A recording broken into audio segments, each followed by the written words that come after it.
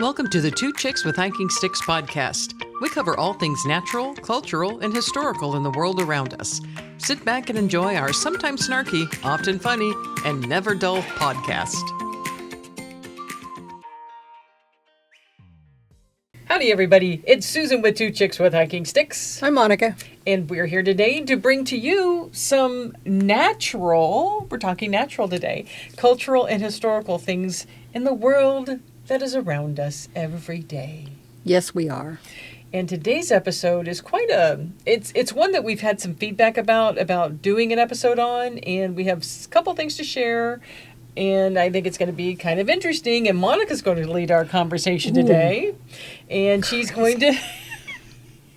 I know, because sometimes I'm sure you get tired of my voice, so she's going to talk to us about things that are associated with camping and survival out in the woods and places and things to look forward to out there in the wild. I don't know about looking forward to What do you do if you're not looking survival forward? situations. Okay, well, that's a good point. And you know, you don't usually run into them while you're camping, but if you're camping with the intent of going hiking, I think that's when you're going to run into most of your issues. Before we get started, a couple of housekeeping things. One, we want to thank Leslie D for our mugs, asking you to like and subscribe. Give us a thumbs up, like and subscribe, because we appreciate that. And also when you share our podcasts, we appreciate that too. Yes, we do. And the other thing is, as we're going to be talking about some survival tips, and last episode, or one of the episodes that you may have seen already, we talked about dark sky parks. We did. And we brought up a book by Lawrence Holt, and we have another one of his books today called Sticky Survival. These were given to us by the publisher to review, and Susan's going to talk a little bit about that book, but that's why we thought we get feedback on survival questions. We've got this survival book, and so this seems like the perfect marriage, I guess, of information and ideas. Plus, summer's coming up, and we're going to start reading all those stories about people that go into situations unprepared. They either don't have the right equipment, they don't have enough water, they're choosing to hike in the middle of the day in a desert when temperatures are astronomically high. Well, and sometimes it's not even that the temperature is high. It is that the humidity is Yes. also high. Yes. The temperature could be 92. Yes. But the humidity is 75. You're Yes. dying. So we've talked before about the kind of equipment to keep in your backpack when you hike, and we've got another episode about that we'll link here somewhere. So we have brought that up. We consistently talk about taking enough water, and we consistently talk about letting someone know where you're going to be and the route that you plan to take if you're going to go hiking, especially if you're going hiking solo. That way, if you don't show back up where you're supposed to be showing back up, people have a general idea of where to start looking for you. And that's very important. So a few things that I think it's necessary for people to remember when they're hiking. The big priority rule, stop. Stop moving. Drop, and roll? That's for fires. Oh. Stop moving. Think about your situation. Observe your surroundings. Look for resources and plan your next steps. Don't panic. Don't wander. Chances are you are probably very close to the trail that you started on. And I remember reading about this poor woman who was hiking on the Appalachian Trail. She was missing for years. How'd she get lost on the Appalachian? They think she went to use the bathroom. She was basically a few hundred feet off the trail, and they found her body years later. Oh my. Yeah. It's kind of So like Everest. if you panic and you start moving around thinking, oh, it was this way, oh, it was this way, a lot of times you're just going to get yourself in deeper, where if you just stop, calm down, take a breath, assess your situation, and think about where you are, you're going to save yourself a lot of worry. But, you know, it's so easy to say that. It is easy to say but that. I know what that feeling is like. It's like I remember doing a hike in Los Maples here in Texas, and I was on the East Trail, which has got a stairway to heaven, which basically is stairway Yes, straight up, right? yes. And then you come off of that and you start coming down, and like you're kind of like walking around along these boulders and big rocks on the ground and stuff. And I wasn't sure if I was on the right track. And I was trying to figure it out on all trails, and of course I didn't have the greatest signal and all. It's like there is just this little, even though I knew there were many other people that were out on this trail somewhere, I wasn't in an isolated area where some people do hike. Yep. There's still an uneasiness that you get. Yes. I mean, my first reaction, though, wasn't to keep walking because I'm not going to waste my energy. Well, also because everything starts looking the same. Yeah. You know, when you start panicking, everything starts looking the same because you're not looking for distinctions in your surroundings. But I think one of the ways that you can help calm yourself when you're in a situation like this is to remember the rule of threes.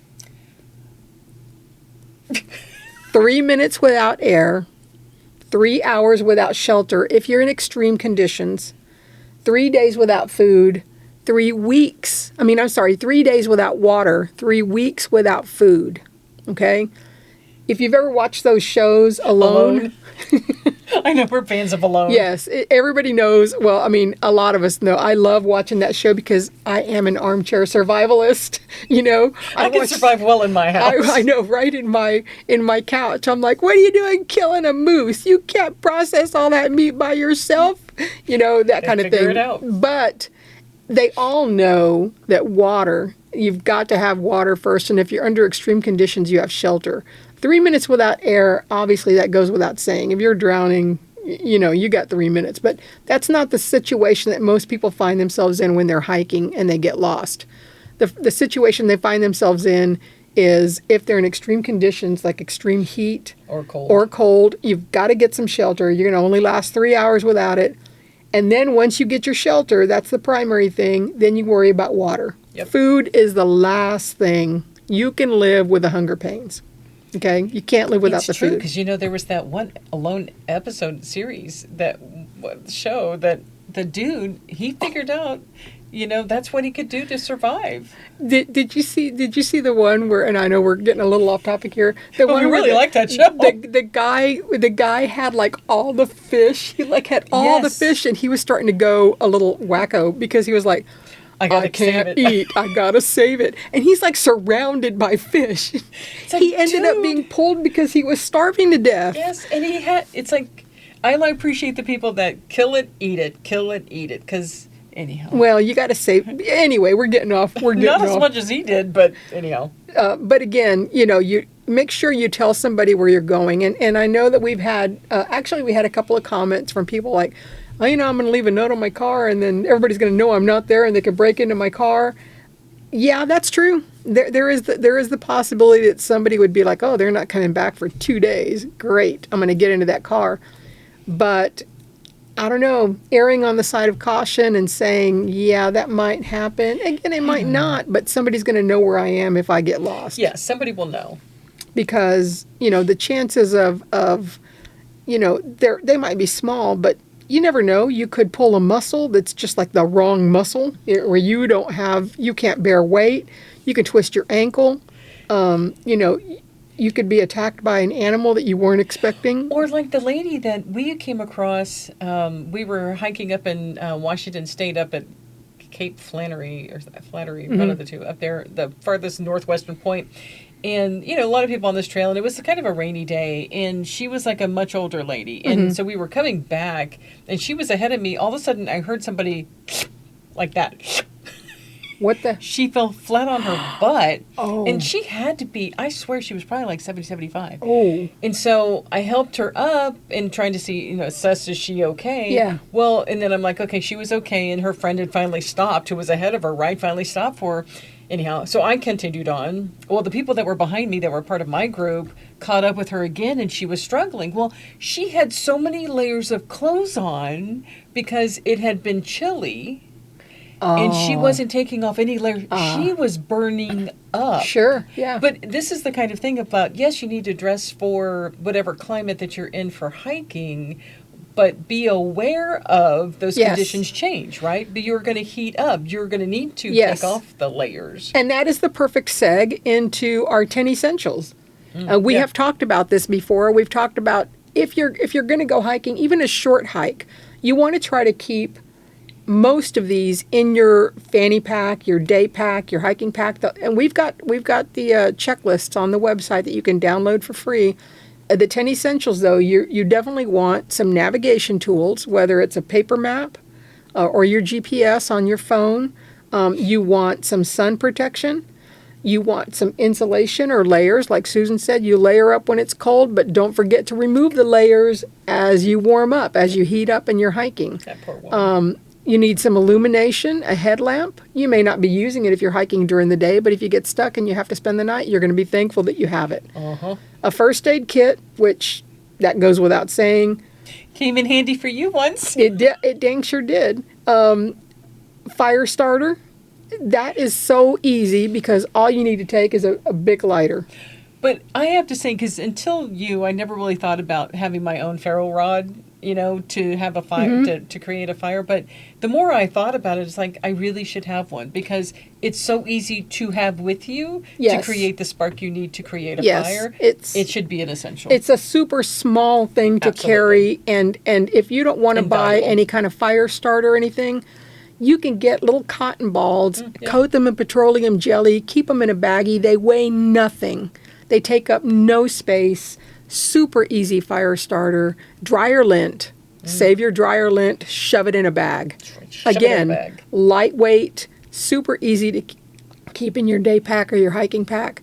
That's just an easy thing. A repaired kit or some kind of multi-tool. You get a hole in your backpack. Make sure just duct tape is the easiest repair kit that you could possibly have. A multi-tool, super easy to carry. Most of them, you don't even need a big one. You don't need a big giant Leatherman. You just need something that you can use and work with. Yeah. Extra food. If you're not doing big long hikes, just take a bunch of protein bars. Yeah. Some granola, whatever. You're fine with that. Yeah. Extra water if you can carry it. And if you have scouted your hike beforehand and you know there's a water source coming up, take your water straw. We've talked about that. The water straw is super light, super easy. You can actually just put it around your neck and just keep it handy to filter water if you need to. And then some sort of emergency shelter. There's little tiny bivvies that you can buy, or tarps. Tarps are a little heavier, but you can buy little bivvies that are already rolled up in little tiny sacks that are about the size of a soda can that you can keep in your day pack, and they're not going to add a lot of weight. It's like they say, is that it's not intended to be like your housing shelter for days. Right. Generally, if you're going to be rescued, it's going to be 24 to 48 hours. Yes. That's all you need to have some shelter for. Yep. And remember that nowadays, if you have a newer phone, a lot of newer phones have satellite signal. Yeah.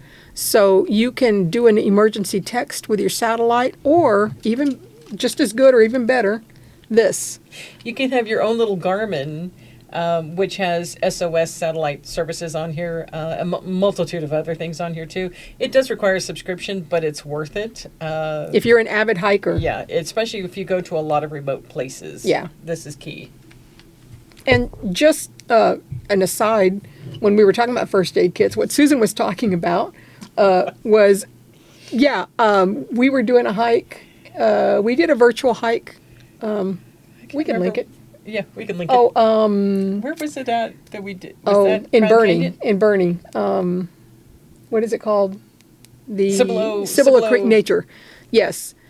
I was walking over a log. The tip of my boot caught the tiniest teeny tiny branch sticking up the top. I cleared my first. I always have a way to climb over rocks and stuff. I always put my first foot over. I plant it. I make sure there's no rocks or anything under it that's going to turn my ankle. Pick up my other foot, go over. It caught. I felt it. I felt it when it caught, and it just phew. So you wouldn't talk about a noise. Because Susan was ahead of me because she was recording. And that was an odd noise I just heard. That was not a natural noise, and that was me doing a face plant. And that was honestly the first time I had ever fallen in all the hiking I've done. But, would I have been fine by myself? Yes. I was okay, and I was very near a log where I could have picked myself up and sat down and then gotten myself up. Plus, I had hiking sticks. Yeah. But Susan was there, got up. I had some little abrasions on my face, I think, and You were bleeding. yeah, there was one abrasion because a little stick went into one side of my cheek, and that one was the one that wouldn't stop bleeding. But I mean, other than that, I was okay. But the thing is, you really don't know what's going to happen when you're out there. You can prepare all you want. You just Because there's it's really one false step. Yes. You just don't know. yeah. And like you said, it could be something as innocent as I just need to go off trail to go, use the bivy Yep. or, whatever I got to do. Yep. And all of a sudden you just get disoriented. It happens. It happens. So just it helps to be prepared. And while we're talking about that, So this handy dandy book. So this book is a part of it's a Sticky series. And this one's called Sticky Survival. And this is by Lawrence Holt. And as Monica had mentioned, we also covered the Dark Skies version of his book. Now, this one, I said how much I love the Dark Skies one. This one is so easy to understand. And I learned things out of this book. yeah, I like the way he breaks everything up Yes. into very readable, very understandable ways to take care of yourself if something happens while you're out hiking or in the wilderness. And here's a key one about because I love this one, and it's stuck in my mind since I read it in here about if you're needing to seek shelter, right? There are 4 things that you should consider, and it's wind, water, widowmakers, and wigglies. Yep. So the widowmakers, of course, are branches or trees that look like they may fall in the wind, right? And then widowmaker because they might kill you. Right. But the wigglies is understandable. The water is understandable. The wind is understandable. And it was so neat how they laid that out that it was so easy to understand. Then they talk about how to, if they do send a search party out for you, right? Generally if you're hiking and it's into evening, they're probably not going to look for you until the next day. They show you how to, because everybody keeps their phone on themselves, right? Right. So you have something that's reflective. They show you, demonstrate how to hold up your phone to catch the sunlight, how to use a V to be able to put the plane or the helicopter in the position and then signal. It's it shows you all of that. Yeah. Then it shows you EMAS. Yes, there's more. Because then it shows you, I tell you, I love this book. Then it tells you about how to build an actual shelter. Yeah. And the one thing that I guess I should understand more about, when you think about building a shelter and the pad that you need to create, right? Mm-hmm. And you usually use leaves or ferns or things that are on the ground, right? Right. To build up your base, right? That base really needs to be a couple of feet thick. Yes. I Yes. would not think about it being a couple of feet thick. Well, it's got to provide insulation to lift you up off the ground so that you don't lose your core temperature. Yes, or don't because drop your core temperature. it will suck it right out of you. Exactly. The ground sucks it out of you. Yep. Yes, it does. So this book really is fascinating in that it really takes you step by step through all of those things. And, the key thing is about not panicking, because it also, the other useful thing in this book, I've never thought about. And I've done a lot of hiking, but I've never thought about it because I'm surely I know what direction I need to go. If you get lost, they talk about how you use the wheel, the hub and spoke. Mm-hmm. From wherever you are, mark that point, and you're going to walk straight out from that point, mark that point. So you're checking on a regular, way so that you don't lose where you were. Yes. To at least figure out where you need to go.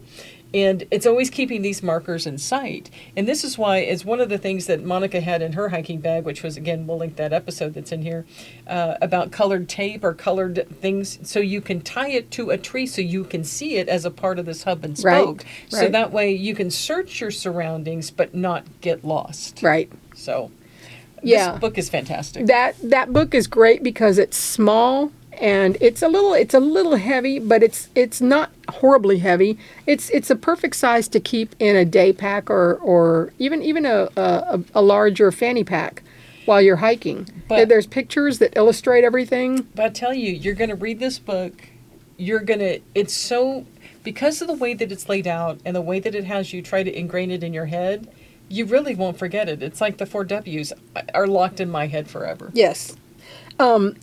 One of the things that we didn't mention in the 10 Essentials, because it's not listed on the regular 10 Essentials, but you really should take some kind of charger for your phone. Yeah. Just an extra charger that's got some juice, so that if your phone does kind of wind down, you've got something that can keep it up, and you're going to use it for illumination probably if you don't have a flashlight.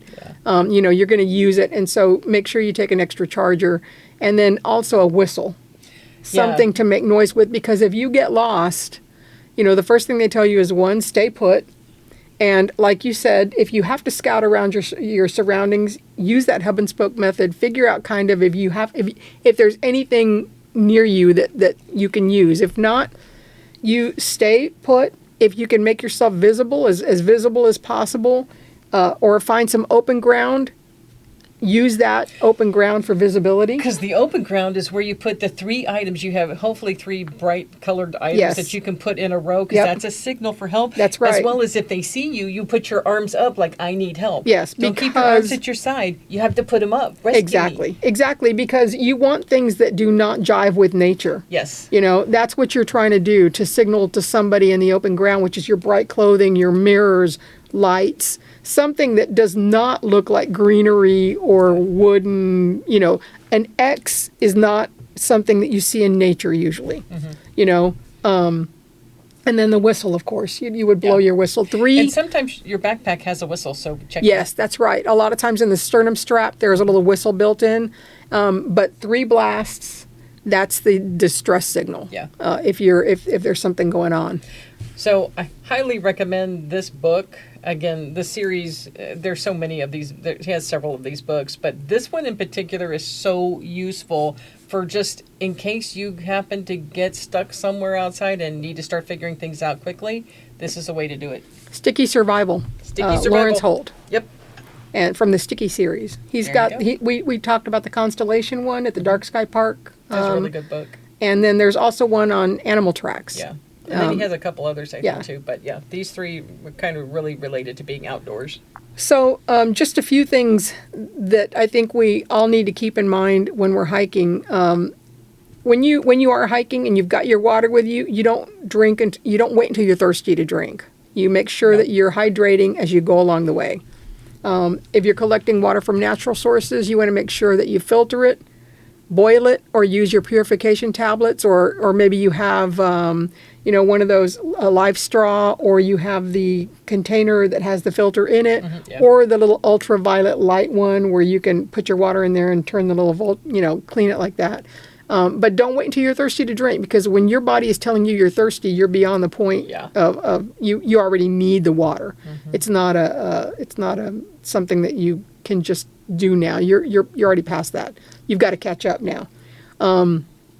Shelter, you any inclement weather, rain, wind, snow, cold, sun exposure in our area, a tarp, an emergency blanket, any kind of windbreak that you can find, a natural windbreak, clops of trees. Even you look up and make sure there's no widowmakers up there, that branches that could fall and kill you, or a rock out hanging, outcropping. That's where you look for shelter. Fire. You may not need it in the summer, but it is kind of a morale booster. You can also boil your water with it, and it goes. If you build one carefully, it's a signaling tool. Can be the smoke. And that's right. That's right. So make sure you're carrying some way to start a fire. And one of the interesting things that they also talked about in the book was about conserving your energy, right? Yes. That if you're lost because you tend to want to panic, you have to think about, how do I conserve my energy? And there are a couple of different things. One is, if you're going to eat small amounts of food. Obviously, don't move around very much. The other thing was really about, you find shelter, maybe you don't have a filter with you to get water.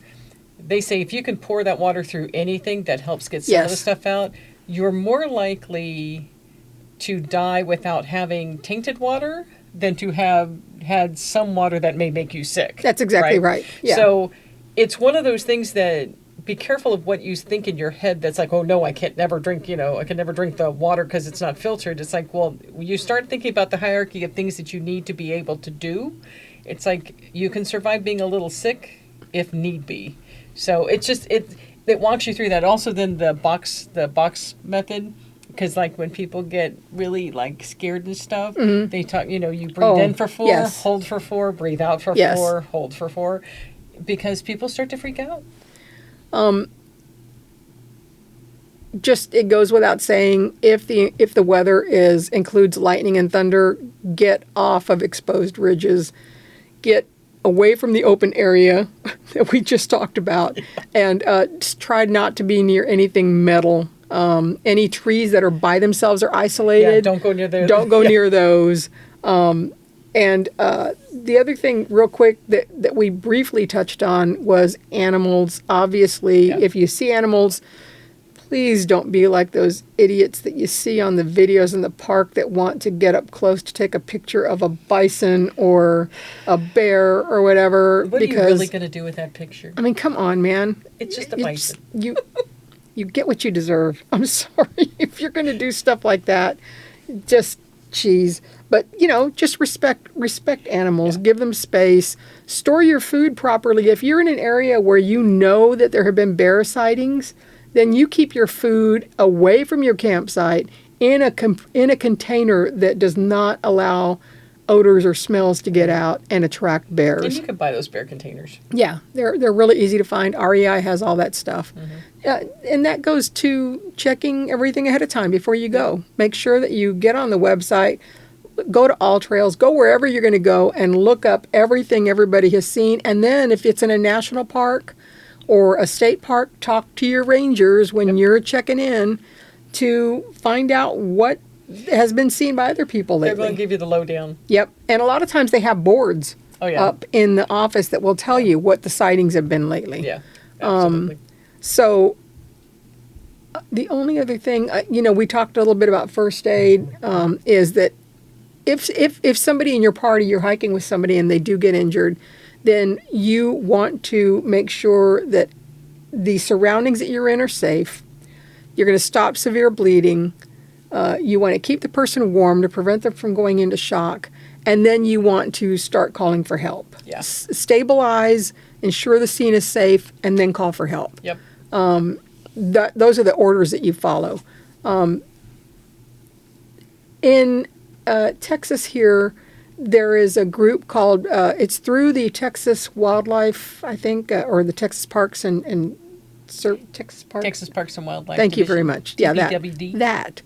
There is Becoming an Outdoors Woman, which is a great, if you're a female that you're just getting into hiking, you're just getting into camping, RVing, whatever, you're trying to learn more about being in nature. This is a great resource, Becoming an Outdoors Woman. It's BOW, B-O-W is what they've shortened it to. And once a year, I think, they used to do it twice a year. I think it's just once a year now. They have like a weekend seminar where they offer all kinds of courses. It's like a group camp for women. It's a lot of fun and you learn a lot. And we made a debris shelter in one of the little courses I take. We'll throw a picture of it up here. But we had to make the debris shelter and we learned all about how everything, how you get it off the ground. And it's very simple to make and it's very effective because we all had to crawl in there and sit in there for a little bit and you get hot very quickly. It's amazing how quickly your temperature goes up in those little shelters. But that's a great resource. REI does a lot of classes and, sometimes some of them are free, but some of them you pay, but they do a lot of classes and you can learn a lot. And obviously they have a lot of gear that you can get there.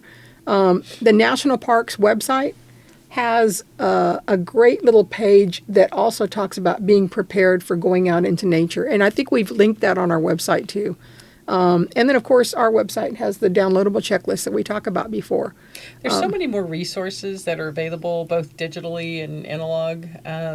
I think in really covering the gamut of, are you a first-time hiker, a not heavy-duty serious hiker out in the woods, to like somebody who's really going out and doing backcountry hiking. Yep. There's like a whole gamut of things, and you really just have to be smart about where are you going, what are you planning to do, what is that situation like. Yep. And then I've always said it's like hiking in the rain. That's no problem. Hiking in the rain, as long as you have the right gear, it's all easy. Yep. So, again, to close, make sure that you're prepared. Preparation is the best thing. You don't have to think about, I've got to make a fire with 2 sticks. You need to be prepared, have all your materials, have all your gear, and know where you're going. Make sure someone knows where you're going, and that's it. What's that thing you like to say? Responsible? Responsible, not rescued. That's it. That's the main gist of everything that we've just talked about. There you go. And the first person to comment under our video with the 4 W's that Susie talked about when choosing a shelter site is going to get this copy of Sticky Survival. So hopefully you remembered what it was that we covered earlier. That's so right. That way you can get your own copy of this for free. For free. We'll send it out to you. And then we'll correspond about how to get the book to you. That's right. All right. All right. So if you like what you heard, be sure you like and subscribe to Two Chicks with Hanky Sticks. Share with your friends. And we're going to be fixing to come out with a different version of some merch, different logo type information. Yep. But and merch. Merch. Yep, merch. And you can buy us a coffee. Buy us a coffee. But stay tuned. We post every week. Yep. Got new stuff coming up. That's right. All right. Anything else?